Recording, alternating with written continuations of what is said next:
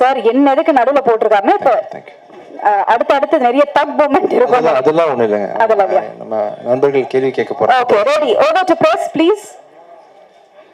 Mic அங்க கொடுங்க sir. நீங்க மேல வரீங்களா? வேணும் சார், மேல வாங்க வாங்க வாங்க வாங்க ப்ளீஸ்.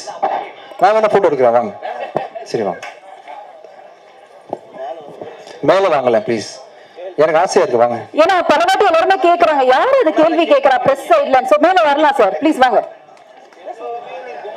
இன்னைக்கு இந்த முகத்தை வந்து உலகத்துக்கே நாங்க காட்டுறோம். பல கேள்விகள் பல லான்ச்ல கேட்கக்கூடிய ரொம்ப முக்கியமான ஒரு நபர் இவரு. என்ன நிறைய வம்புகள்ல மாட்டி விட்ட என்னோட தம்பி இவரு தான். இல்ல நீங்க தானப்பா? பேசுங்க பேசுங்க. என்ன வந்ததுல இருந்து ஹீரோயின் கூட ரொமான்ஸ் இல்லன்றீங்க. படம் பேரே ஹிட்லர் வச்சிருக்காரு. உண்மையிலுமே ஹிட்லர் மாதிரி நடந்துட்டாரா டைரக்டர்? இல்ல, ஹிட்லர்ல வந்து ஃபுல் அண்ட் ஃபுல் ஆக்ஷன்ல ஃபோக்கஸ் பண்ணாரு. இனிஷியல் ரொமான்ஸ் கொடுத்தாரு, ஆனா வந்து ரொம்ப இந்த என்ன சொல்றது இருக்கு, ரொமான்ஸ் இருக்குப்பா. தள்ளி தள்ளி பேசுறோம், நானும் அவங்களும் கண்ணா பார்த்து ரொமான்ஸ் பண்றோம். நெக்ஸ்ட் ப்ராஜெக்ட்ல இன்னும் க்ளோஸா ட்ரை பண்ணலாம். உங்களுக்கு வேணுமா அந்த மாதிரி? சரி, ஓகே. இல்ல இதுல ஆக்சுவலா ஹிட்லர்ல அந்த சொஸ்திக் அந்த கன் எல்லாமே இருக்கு. இது கம்யூனிசம் படமா இருக்குமா?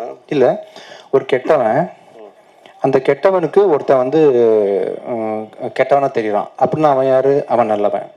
கெட்டவன் பார்வையில ஹீரோ ஹிட்லரா தெரியறான். ஹிட்லர் மாதிரி வந்து கெட்டவனை வந்து டெரர் காட்டுறான், அதனால வந்து ஹிட்லர்னு பேர் வச்சிருக்காங்க. இப்போ நீங்க மேடையில பேசுறது பாத்தீங்கன்னா ஆல்ரெடி நடிகர் சங்கத்துல வந்து புகார்ல மாட்டினா 5 வருஷம் தடன்னு சொல்லியிருக்காங்க. ஸோ அதை பத்தி என்ன நினைக்கிறீங்க? என்ன புகார்ல மாட்டினா?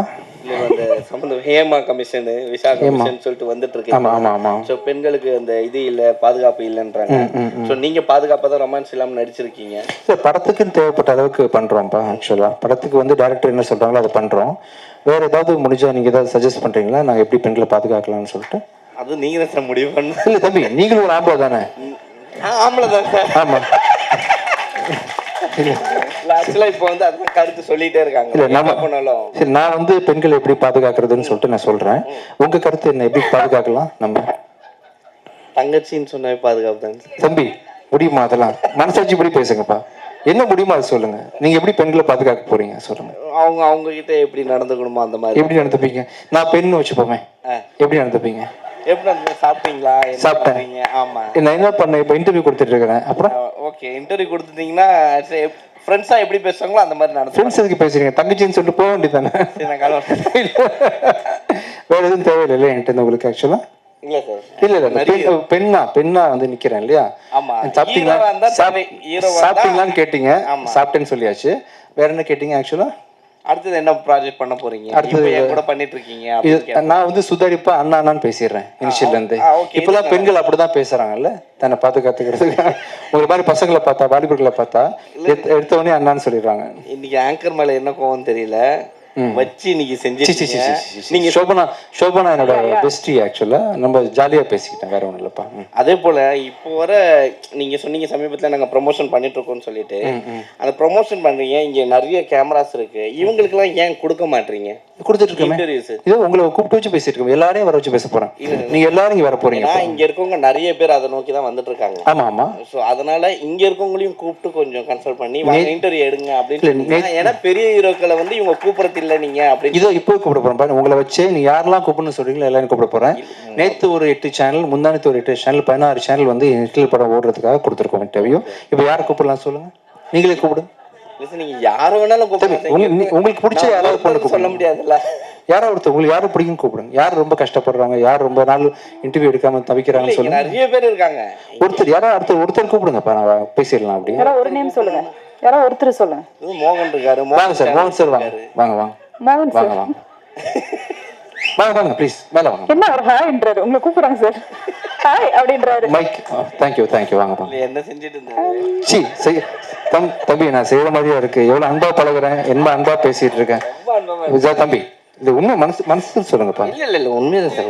சரி சார், வணக்கம். வணக்கம். இப்ப எல்லாரையும் வந்து ஜிவி சார் வச்சு செய்வார், ஏன் ஸ்டேஜ்ல அவரை வச்சு செஞ்சீங்க? சரி ஆக்சுவலா என்னன்னா, என் மைண்ட் ஃபுல்லா என்ன இருக்குன்னு ஓப்பனா சொல்றேன். எப்படியாவது பண்ணி இந்த ப்ரொடியூசரை காப்பாத்திடணும், அதை தவிர்த்து எனக்கு எதுவுமே இல்லை. ஒரு குட்டிக்காரன் அடிக்கணுமா அடிக்கணும், ஏதாவது ஒன்று பேசணும். இது என் ப்ரொடக்ஷன் கிடையாது. இதில் உள்ள எல்லா இதுவாக இருந்தாலும் அது ராஜா சார் தான் பொறுப்பு. பின்னாடி டிஸ்பிளே வேறு ஒர்க் ஆகலை. ஒருவேளை ஒர்க் ஆச்சுன்னு சொன்னால் ஹிட்லர்னு தெரிஞ்சிருக்கும்.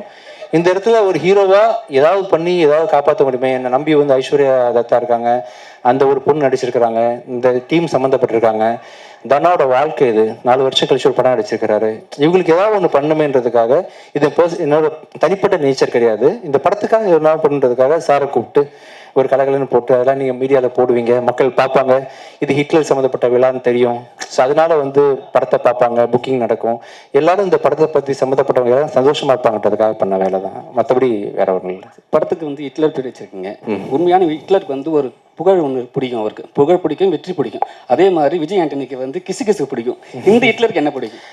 இந்த ஹிட்லருக்கு ஒன்றும் இல்லை, தனாவோட சொன்ன இல்லையா, ரொம்ப அருமையான டைரக்டர், ரொம்ப அருமையான ப்ரொடியூசர், இவங்களோட வெற்றி எனக்கு பிடிக்கும், இந்த அவங்க ஜெயிக்கணும், அவங்க வெற்றி எனக்கு பிடிக்கும். இந்த படத்தை பொறுத்த வரைக்கும் எனக்கு இந்த மொமெண்ட்டில் என்னோட தேவையில்லாமல் 27 செப்டம்பர் மாதம் ரிலீஸ் ஆகக்கூடிய என்னோட படம் வெற்றி அடையணும், ஓடணும், அதுக்குரிய தகுதி அத்தனையுமே இந்த படத்துக்கு இருக்குது, எல்லோரும் நல்லா இருக்கணும், அவ்வளோதான். சார், லாஸ்ட் படம் வந்து இப்போ வந்து ஒரு படம் ரிலீஸ் பண்ணணும் போது ரொம்ப கஷ்டப்படுவாங்க ஆக்டரும் சரி, டிஸ்ட்ரிபியூட்டரும் சரி, யாராக இருந்தாலும் சரிங்களா. ஆனால் வந்து திடீர்னு ஒரு ஸ்ட்ரகிள் வருது. ஒரு படத்தை வந்து ரிலீஸ் பண்ணிட்டாங்க, அந்த இடத்துல வந்து ஒரு ஸ்ட்ரகிள் வருது. அப்படியே எப்படி சார் நீங்கள் ஹேண்டில் பண்ணுறீங்க? லாஸ்ட் படம் உங்களுக்கு ஒரு பெரிய பிரச்சனை வந்தது, ஃபர்ஸ்ட் ஷோவே பிரச்சனை வந்தது, எப்படி ஹேண்டில் பண்ணீங்க அது? இல்லை, அது முடிஞ்ச வரைக்கும் எவ்வளோ தூரம் முடியுமோ. இப்போ நீங்கள் ஒருத்தர் ஆக்சிடென்ட் ஆகி கீழே விழுந்து கிடக்குறாங்க, நீங்கள் எப்படி ஹேண்டில் பண்ணுவீங்க? எல்லாருக்கும் ஒரு மனுஷங்க தூக்கி விடுவோம் இல்லையா, அந்த மாதிரி முடிஞ்ச வரைக்கும் நம்ம அந்த துறையில் இருந்துக்கிட்டு அதுக்கு என்ன செய்யணுமோ அதை பண்ணுறோம், அவ்வளோதான். சரி சார், எப்பவுமே வந்து நீங்கள் விஜய் ஆண்டனி சார் வரும்போதெல்லாம் அவங்க ஒய்ஃபை கூட்டின்னு வருவாங்க. ரொம்ப சமீப காலமாக இல்லை, ஏன் அவங்க வந்தாங்கன்னா ஹீரோயின் கூட ரொமான்ஸ் பண்ண முடியாதுனாலையா? இல்லை, அப்படி இல்லை, கொஞ்சம் அவருங்க வேறு சில விஷயங்கள்னால கொஞ்சம் வீட்டில் இருக்கிறாங்க. மேபி இன்னும் ஒரு 1 இயர் கழிச்சு இன்னும் சகஜமாக நிலைமைக்கு வந்துடுவாங்க, கூட்டு வருவாங்க, அவசியம் கூட்டு வருவாங்க. அக்காவை கூட ரொமான்ஸ் பண்ணுறீங்களா? என்ன சார் அர்த்தம்? இல்லை, அப்படி வினீதாண்டி வருவாயில் ஜெஸ்ஸியை தான் அவர் ரொமான்ஸ் பண்ணியிருப்பார், சிம்பு ஆக்சுவலாக அவங்க அக்கா தான் ஜெஸ்ஸி. அதான் அது மாதிரி கௌதமேன் சார் இருந்ததுனால அப்படி ஆரம்பிச்சு போகுது. அவங்க அக்கா கிடையாது, ஃப்ரெண்டு தான், சின்ன பொண்ணு தான். ஒரு 16 வயசு இருக்குமா உங்களுக்கு? ஐயா விட்டுருங்க ஐயா, எதுக்கு இத்தனை கேமராஸை போட்டுட்டு ஐயா, உங்களுக்கு ஒரு ஹாப்பி ஆயிடுச்சா? நீங்க இன்டர்வியூ எடுக்கணும், உங்க நண்பன் எடுத்துட்டீங்க, வரதா கேள்வி வேற என்ன கேட்குறாங்கன்னா, ஒரு பர்சனலா ஒரு சேனலுக்கு போயிட்டு சின்ன சேனல் கூப்பிட்டா யாரும் பெரிய ஆக்டர் யாரும் கூப்பிடுறது கிடையாது. இப்போ விஜய் ஆண்டனி மாதிரி ஒரு பெரிய ஹீரோ வந்து கூப்பிட்டாங்கன்னா அவங்களுக்கு ஒரு அவங்களுக்கு வந்து ஒரு அங்கீகாரம் கிடைக்கும். அதுக்காக தான் இந்த வார்த்தை கேட்குறோம் நாங்கள். சந்தோஷம், ரொம்ப சந்தோஷமா இருக்கு. வேற யாரை கூப்பிடலாம் நீங்க சொல்லுங்க? கூப்பிடலாம். டேரக்டா இல்லை சார், நீங்க இன்டர்வியூ வந்து அவங்க ஆஃபீஸில் கூப்பிட்டாலும் வந்து பண்ணி கொடுப்பாங்க. கண்டிப்பா பண்ணலாம். இப்போதைக்கு உங்க ஆசையை திருப்தி பண்ணுறதுக்காக ஏதாவது ஒருத்தர் கூப்பிட்டுருங்க. பாலாஜி கூப்பிட்டுமே பெருந்தொச்சி வாங்க சார். ரிங்கு கார்த்தினா இருக்காரா? இல்லை, வேற யாரும் தோணுனா கூட மேலே வரலாம், என்கிட்ட கேள்விகள் கேட்கலாம், பேசலாம், ஜாலியாக இருக்கலாம். வாங்க. விமல் சும்மா இருக்க மாட்டேன், விமல் கேட்பாங்க, யாராவது சும்மா வாங்க, என்ன வேணா பேசலாம், வாங்க, ஜாலியா இருப்போம், வாங்க. விமல் யாரு? இன்னைக்கு எந்த ப்ரோக்ராமும் இல்லைன்னு நினைக்கிறேன். நாகராஜ் சார் இருக்காரு. வாங்க தம்பி, வாங்க தம்பி. யாராவது என்ன நாகராஜ்னு எல்லாருமே கோரஸா கூப்பிடுறாங்க, யார் அவரு? யாரா வராங்களா? தந்தி டிவில இருந்து ஒருத்தங்க வந்துட்டு இருக்காங்க, வாங்க தம்பி வாங்க. போன் பேசிட்டே வராரு சார். அவரு அவர்கிட்ட என்ன கேள்வியெல்லாம் கேட்கலாம்னு கேட்டு வராங்களா மேனேஜ்மெண்ட்ல? அப்படியே ஏறி வந்துருங்கப்பா, படி வழி ஏற டைம் ஆகும். கிங்ஸ்லி அண்ணன் கூட நீங்க வரல. யாரு? கிங்ஸ்லி. தெரியல தம்பி. ஹலோ சார், நல்லா இருக்கீங்களா? நாகராஜ் யாருன்னு தெரியல, ப்ளீஸ் வாங்க சார். AMN டிவி நாகராஜ் அவர்கள் ப்ளீஸ் வாங்க மேல. என்ன சார் உங்களுக்கு இவ்வளவு ஃபேன்ஸ் இருக்காங்க போல, என்ன சார் விஜய் ஆண்டனி சார் ப்ரமோஷனுக்கு அவரை கூட்டு போயிடலாம் போல நீங்க. வாங்க தம்பி, வாங்க தம்பி, நீங்க ஏதாவது கேள்வி கேட்கலாம். நாகராஜ் சீக்கிரம் ஒரு நிமிஷம் போகணும். கேளுங்கப்பா. தந்தி சேனல்ல வந்து நம்மளோட இன்டர்வியூ கொடுத்துருக்கீங்க சார். ஓகேப்பா, பண்ணியாச்சு இன்டர்வியூ. சரிப்பா. உங்ககிட்ட நான் கேட்குற கொஸ்டின் என்னன்னா, நீங்க பண்ற படத்துல உங்களோட மியூசிக் இருக்கணும்னு ஆசைப்படுறோம் சார். கண்டிப்பா. ரொம்ப மிஸ் பண்றோம், நீங்க மியூசிக் பண்றது இல்லை அப்படிங்கறதுல. இந்த படத்துல ஒரு சாங் நீங்க மியூசிக் பண்ணியிருந்தாலும் ஒரு சாங் பாடியிருக்கேன் மெர்வின்காக. ஆக்சுவலா அந்த பாட்டு மியூசிக் பண்றேன். இந்த படத்துல வந்து இன்னொருத்தங்க மியூசிக் போட்டோம் இல்லையா, நம்ம அடுத்த படம் வந்து லியோ ஜான் பால் டைரக்ஷன்ல டிசம்பர் ரிலீஸ் ஆகுது. அருவி டைரக்டரோட படம் வந்து அடுத்த சம்மரில் ரிலீஸ் ஆகுது. அது 2 படத்துக்கு நான் தான் மியூசிக் பண்ணுறேன். ஃபுல் படம் நீங்கள் மியூசிக் பண்ணுறேன், இதுக்கப்புறம் பண்ணுறேன் கண்டிப்பாக. ஒரு சாங்காவது பண்ணுங்க சார். கண்டிப்பாக ஃபேன்ஸ் நிறைய ஃபுல் படம் பண்ணுறேன், ஃபுல் பண்ணுறேன் சார். அதே மாதிரி இந்த படத்தில் ஹிட்லரில் வந்து ஒரு பெப்பியான சாங் ஒன்று இருக்குது. ஆமாம். அந்த சாங்கில் வந்து பார்த்தீங்கன்னா ஒரு ஹீரோயின் மேலே நோட்டு எல்லாம் தூக்கி போட்டு ஆடுற மாதிரி. என்ன பாட்டு? ஐஸ்வர்யா அந்த பாட்டு. ஆமா. நீங்க வந்து நிறைய நல்ல படங்கள் கொடுத்துட்டு இருக்கீங்க, நல்ல கருத்துள்ள படங்கள் கொடுத்துட்டு இருக்கீங்க. அந்த மாதிரி சீன்கள் உள்ள பாடல்களை தவிர்த்துடலாம்ல சார்? ட்ரை பண்ணுறப்ப ஆக்சுவலாக என்ன நடக்குதுன்னா, நடக்குது உலகத்தில் வந்து நீங்கள் துபாயில் பார்த்தீங்கன்னா பெல்லி டான்ஸ்லாம் ஆடும்போது பணத்தை தூக்கி போடுறாங்க. அப்போ தூக்கி போடுறவன் கெட்டவன் பாரு, இந்த மாதிரி கெட்டது செய்கிறான் பாரு அப்படின்னு அந்த கெட்ட விஷயத்தை காட்டினா தான் நல்ல விஷயத்தை காட்ட முடியும். இப்படி போடாதீங்கன்னு சொல்கிறதுக்கு படத்தில் ஒரு சீன் வச்சு போட்டு தானே அவனை வில்லனாக்க முடியும். அப்படி ஒரு சீனாக தான் இருக்கும். தேவையான லெவலில் தான் சோஃபார் இதெல்லாம் இந்த படம் ஃபுல்லாக எடுத்திருக்காரு. நீங்கள் படம் பார்த்தப்போ உங்களுக்கு தெரியும் ஆக்சுவலாக. கண்டிப்பாக. Thank you so much. தேங்க்யூ. எனக்கு ஒரே ஒரு கொஸ்டின் கேட்கணும். ஆக்சுவலாக விஜய் சார் வந்து இந்த சினிமா விட்டு லாஸ்ட் மூவி அதை விட்டு கிளம்புறாரு அப்படின்னு சொல்லிட்டு எல்லா ஃபேன்ஸ் வந்து எல்லாருமே நடிகர் எல்லாருமே கொடுத்துட்டு இருக்காங்க. ஸோ நீங்கள் என்ன சொல்ல வரீங்க அவர் சினிமா விட்டு போகிறத பற்றி? இல்லை, நல்ல கலைஞர், நிறைய திரையரங்களை நிரப்பிட்டு இருக்கிறாரு. அவங்களுக்கு பெரிய ஃபேன் ஃபாலோவிங் இருக்குது. தொடர்ந்து நடிக்கணும். பட் அவர் நினச்சிருக்க விஷயத்த பண்ணிட்டு நடிக்க முடியாது இல்லையா? ஒருவேளை ஜெயிச்சிட்டாருன்னா நடிக்க வாய்ப்பு கிடையாது. ஸோ அதனால் காலம் தான் பதில் சொல்லணும். எனக்கும் என்ன நடக்க போகுதுன்னு தெரியல, வெயிட் பண்ணிகிட்ருக்கேன். தேங்க்யூ. அவ்வளோதானா? வாங்க மேலே வாங்க. உங்கள் லைஃப்பில் வந்து ஹிட்லர் யார்? என் லைஃப்பில் ஹிட்லரா? இந்த படத்தில் நான் ஹிட்லர் இல்லை, உங்கள் லைஃப்பில் பொறுத்த வரைக்கும் எத்தனையோ மூவி நீங்கள் பண்ணியிருக்கீங்க. மூவிக்கு வெளியேயும் பண்ணியிருக்கீங்க, உள்ளேயும் பண்ணியிருக்கீங்க, உங்கள் லைஃப்லையும் பண்ணியிருக்கீங்க. ஸோ உங்கள் லைஃப்பில் வந்து ஹிட்லர்னா அவங்க வந்து ஹீரோவா வில்லனா? இல்லை, பேர் தான். இப்போ ஆண்டனின்றது மார்க் ஆண்டனி வந்து பாஷாவில் வந்து வில்லன். நான் வில்லனா? ஒரு பேர் வந்து அந்த பேரையே வந்து காலி பண்ணிடுறது இல்லையா? நிறைய பேர் உலகத்தில் ஹிட்லர் வாழ்ந்துருக்காங்க. அதில் ஒரு வீணா பண்ணவன் இந்த ஹிட்லர் ஆக்சுவலாக. சார் இன்னொன்று, ரிவ்யூ பொறுத்த வரைக்கும் எல்லாருமே ரிவ்யூ பண்ணுறாங்க, மீடியா பீப்புள் ரிவ்யூ பண்ணுறாங்க. ஸோ சோசியல் மீடியாவில் பொறுத்த வரைக்கும் வந்து ரிவ்யூக்கு வந்து நீங்கள் வந்து ஒரு சில ரிவ்யூவர்ஸை வந்து நீங்கள் பண்ணுற தப்புன்னு நீங்கள் சொல்லியிருக்கீங்க. ஆமாம், தப்பு பண்ணும்போது மட்டும் தப்புன்னு சொல்கிறேன். ஸோ ஹிட்லரே ரிவ்யூ பண்ணுவாங்க. ஆமாம். ஸோ உங்களுடைய பாயிண்ட் ஆஃப் வியூவில் ஒருத்தங்க ரிவ்யூ பண்ணுறது ரிவ்யூவாக இருக்கணுமா, ஒப்பீனியனாக இருக்கணுமா? அவங்க ஒப்பீனியனாக இருக்கணும், ரிவ்யூவாக இருக்கணும், எப்படி வேணா இருக்கலாம்.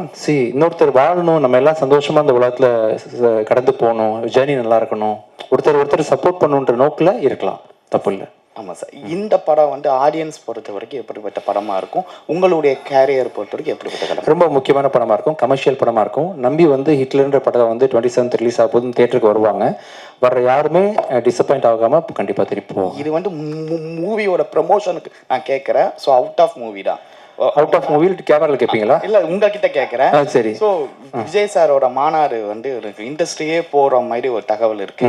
நீங்க விஜய் சார் கிட்ட மாநாடுக்கு வந்து போகக்கூடிய வாய்ப்புகள் இருக்கா? எனக்கு அவ்வளோ அரசியல் அறிவு கிடையாது. அரசியல் இல்லாம நான் விஜய் சார் மாநாடுனா அரசியல் தான். விஜய் சார் கூப்பிட்டாங்களா?